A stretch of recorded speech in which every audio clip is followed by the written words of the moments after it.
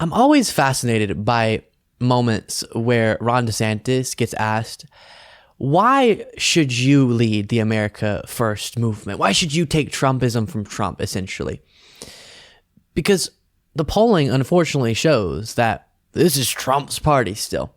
And Ron DeSantis, trying to run for president within that, often does get asked, kind of, how do you distinguish yourself from Trump? Why would you be a better leader of the MAGA movement or whatever than the man who started it all?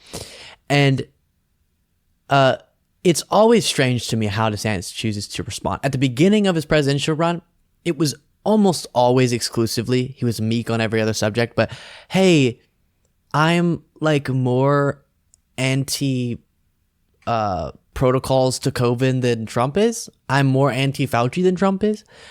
Trump took the advice of Fauci. I would have backhanded him or something. That was really the only place where DeSantis would go to criticize Trump. Now he's expanded the topics where he'll criticize Trump as he realizes clearly what he's doing with his candidacy is not working, at least polling wise. And so here I have an example of this, and it's in the wake of Trump at the recent rally. We talked about criticizing Benjamin Netanyahu over, essentially, this is not nominally what he was criticizing him for, but really Trump's upset reportedly because Netanyahu congratulated Biden right after he won the 2020 election and didn't go along with Trump's lies that it was stolen. And so that, and then also at that same rally praising terrorists. And so DeSantis says he distinguishes himself from Trump there. Okay, wow, low bar. And then goes through and points out, and this is also what's really interesting to me, points out all these areas where Trump made promises that he had no intention of following through on. And DeSantis structures it as, or phrases it as, I was so let down. I thought he was going to fulfill these promises, and then he didn't, and I would have. When in reality, can you hear yourself?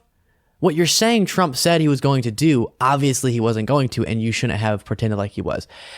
So here's this from a recent campaign event from Ron DeSantis. Well, that's one reason, with just what you said. I've actually delivered better on America First policies than he did, because I've delivered on 100% of my promises. He did not. You know, he said he was going to drain the swamp, and I appreciated that. He did not drain the swamp. They got worse.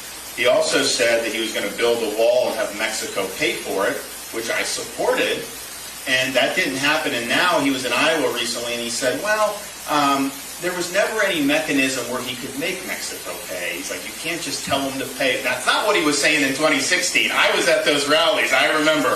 And said, but here's the thing. He actually could have done that. Yeah, Mexico's not just going to pay you money, of course, but you could impose fees on remittances that people send back to Mexico and Central and these other. You'd raise billions of dollars. You could easily do that. I will do that. That'll be billions of dollars where you can actually get that done.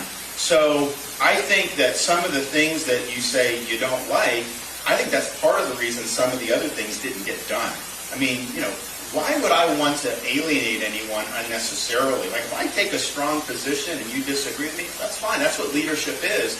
But to go out and just take pot shots at Netanyahu in a time of war right now, I don't see where that's very productive. And you got to be, as a chief executive, whether it's governor or president, you got to be disciplined. You got to be focused. All the stuff that I think we want to see for this country to get it back on track, there's going to be a lot of people that are going to fight you on that. If everything becomes a sideshow, if we have all this constant drama and chaos in the background, that detracts from your ability to actually get the... Okay, so a couple things on that. Let me first address, he is acting like, I'm not going to alienate people like Trump did. As he's going around saying, I'm going to, as president, destroy leftism in America. That's alienating, Ron. You might not think your tweets are as mean or whatever, but you're not exactly the uniter that you're acting like you could be. And then I guess his pitch is, hey, you know how Trump said he was going to do all those things and like obviously wasn't going to and then didn't, and maybe you sort of wish that he did. I could do those. I'll be like the better version of Trump. But that's the point, Ron.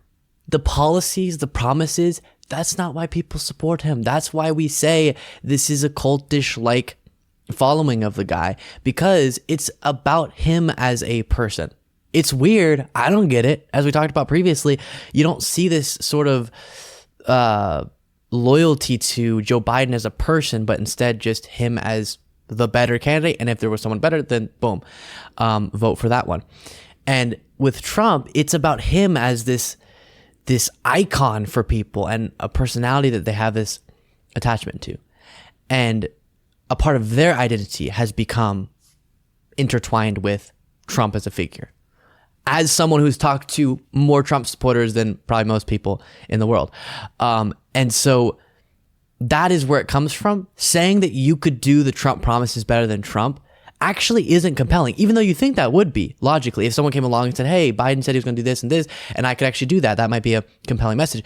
But for a lot of voters, which is why DeSantis is polling so much lower than Trump, that's not what it's about for them. And I want to remind you, anytime we see DeSantis being a tough guy, finally willing to criticize Trump, this was Ron DeSantis's climb to political relevance in the form of this campaign ad.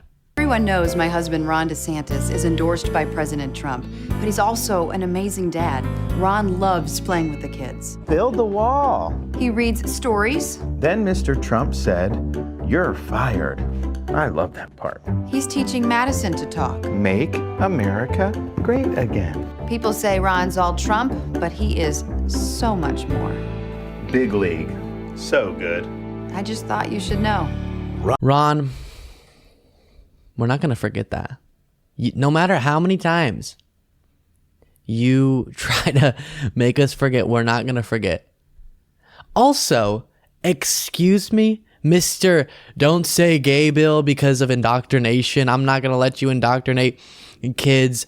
The woke mob is not going to come for our kids. And then your ad is just you going, I indoctrinate my kids to love Trump. Weird.